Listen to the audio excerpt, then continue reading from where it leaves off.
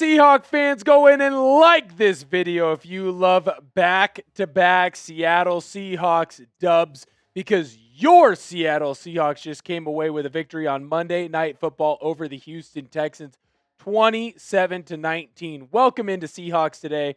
I am your host, Will Ortner, and after you like the video, subscribe to the channel. Here at Seahawks Today, we are one of the fastest growing channels at Chat Sports, but I want to make sure that we continue to push ourselves forward.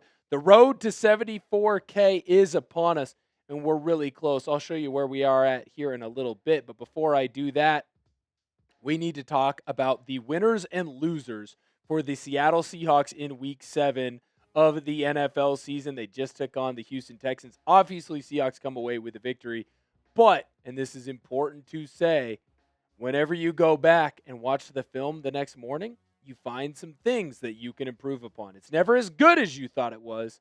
It's also never as bad. I do want to dive into the winners first because, well, they deserve to be spoken about. And Jaxon Smith-Njigba, what can I say about him, man? He is the best wide receiver in the NFL this season. He absolutely tore it up. Another game where he has over 100 yards, 123 to be exact.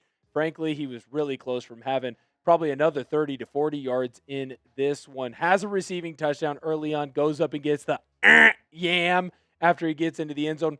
He has over 800 yards receiving right now for your Seattle Seahawks. He is on pace to absolutely blow out the Seahawks single season receiving yardage record. He's going to blow it out of the water. It's so impressive what he's doing right now. Not only is he catching the ball for big yardage, Jaxon Smith-Njigba is highly efficient. He's the best wide receiver in the NFL. I understand it's a bummer that Puka Nacua got hurt. I don't care. Even if Puka Nacua was healthy the entire year, he would not hold a candle to Jaxon Smith-Njigba.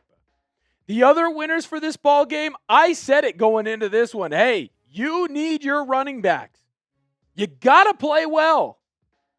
And boy, oh boy, did they play well. Now, no numbers are going to jump off the page to you from Kenneth Walker or Zach Charbonnet, but it was quality yards, and that's what's most important to me. Kenneth Walker, 66 rushing yards. Now, he didn't get into the end zone. That's unfortunate for the birthday boy, but he's basically right at that 4 yards a carry clip. Multiple big runs, especially as the game got going. I was impressed with his ability to find the open hole and then take advantage of it. He had a long of about 16 in this one. He knew where to kind of slip, slither, get into the openings of the defense, and then take advantage of it when that opportunity presented itself. And then Zach Charbonnet, again, hey man, 12 carries, 41 yards. Not the best game of all time, just short of 50 yards. But what impressed me most about Zach Charbonnet is he got the hard yards. It wasn't easy in this game. You were going to have to earn it. You were going up against the best defense in the NFL when it came to points given up against. Zach Charbonnet earned it, man. The Seahawks offensive line, they earned it. Yeah, I said that the running backs are the winners, but that offensive line was a winner too. Charles Cross played extremely well. Gray Zabel road grading again. Abe Lucas, very impressed. Jalen Sundell, Anthony Bradford, there were some mistakes. There's some things that need to get cleaned up. I thought Sundell did a better job. Anthony Bradford need to go back through the film and give a little bit more of a deep dive other than just a watch the game and then a once-over at the All-22. But I thought that offensive line did pretty darn well, and that's why your running backs were on the winner's list. My next team on the winner's list, that entire defense, man. That entire defense is absolutely freaking lights out.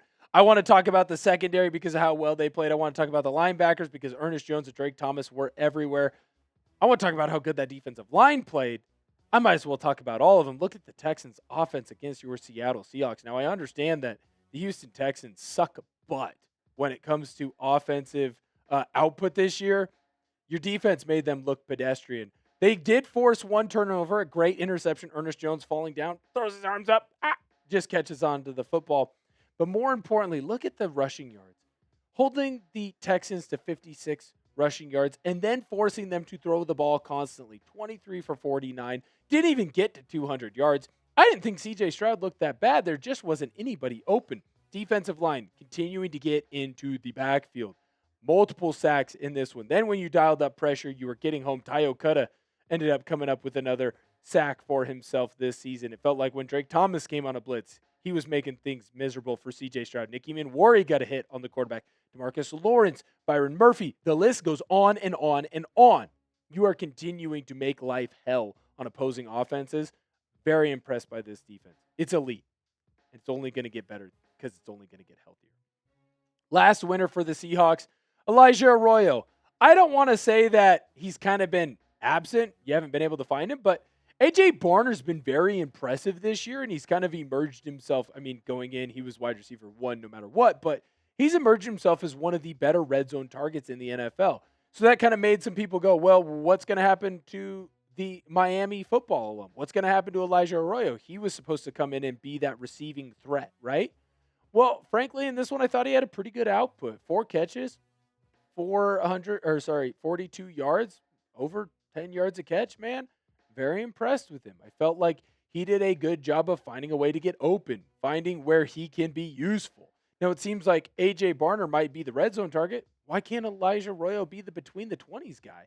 He's a little bit faster. He's a little bit quicker than Barner. Maybe he's someone that turns into, as the year progresses, that number 2 target in the red zone. There's plenty of room for growth, especially for Elijah Arroyo. I was very impressed with his output today, and frankly, I think that he's getting better, and he deserves recognition.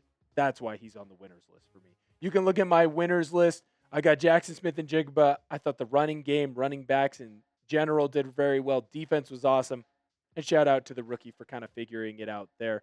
We're going to get into the, I'm going to put air quotes around it, losers, because no one is a loser. But before I do that, I want to update you on the road to 74K subs.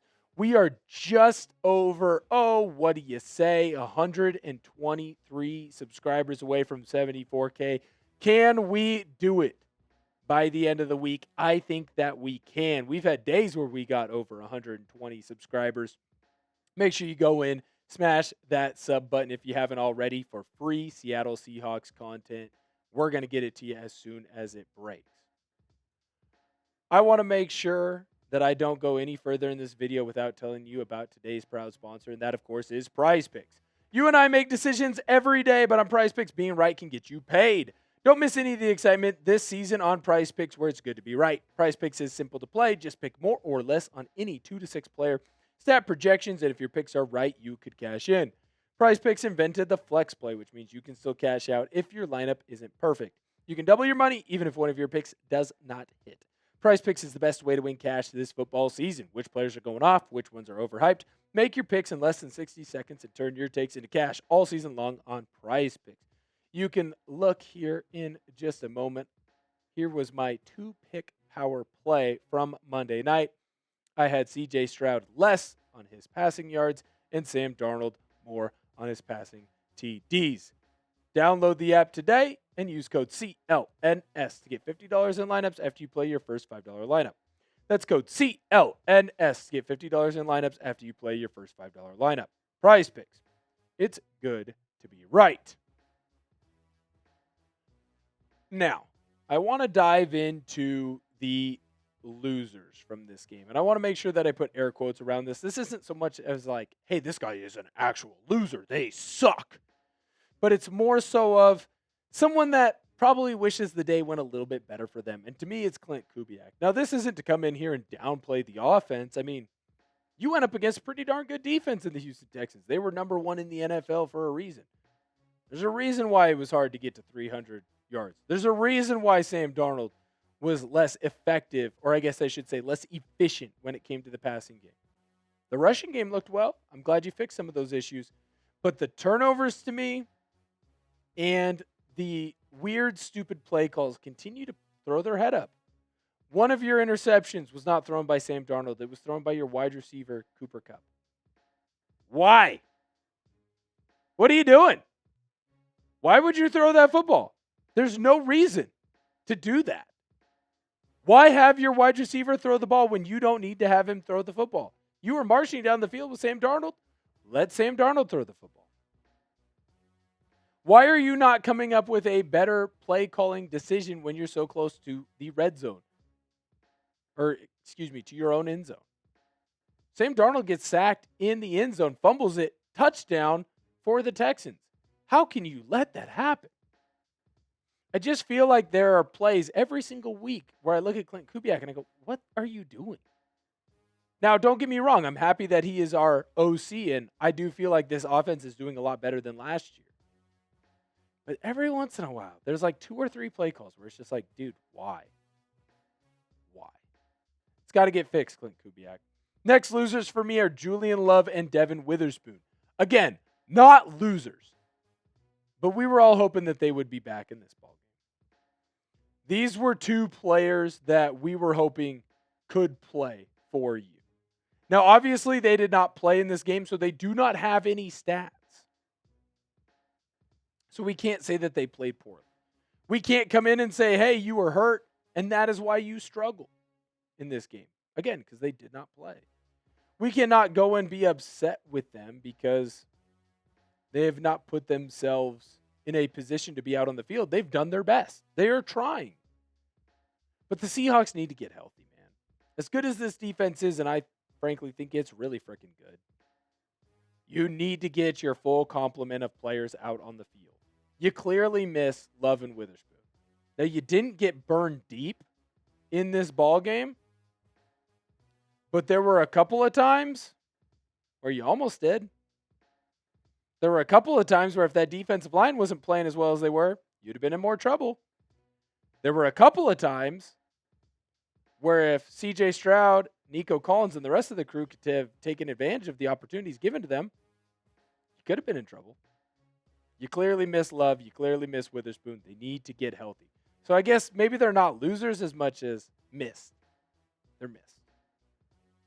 Last losers are those stupid idiots down south in California, the 49ers and the Rams. Now, Will, why do I say that they are losers? Because I just went through your secondary being hurt, beat up, not ready to go. Seahawks still, look at that. They win 27-19. Still found a way to win. Your Seattle Seahawks are 5-2 in the division. Your Seattle Seahawks are a half game behind the San Francisco 49ers, and they are ahead of the LA Rams. The Seahawks kept pace in the NFC West, and those 2 teams didn't want them to keep pace. They did not want the Seahawks to play a game where they didn't look that good and still found a way to win. That tells me that this Seahawks team isn't going anywhere. You've got a special one in Seattle. Are you good enough to win a Super Bowl? I don't know. But you're good enough to be in the conversation. It's being had all over the place. Daniel Jeremiah brought it up. Colin Cowherd's brought it up. This Seahawks team is special. They were hoping there was going to be a loss in LA and in San Francisco. There wasn't one. We're just going to keep marching. We're going into the bye week really freaking happy. Remember, the road to 74K subs is upon us. We are right there. Let's get to 74K before the end of the week. Who knows? Maybe we'll even get to 75K by the end of October. Thank you so much for tuning in. And until next time, I'll see you later.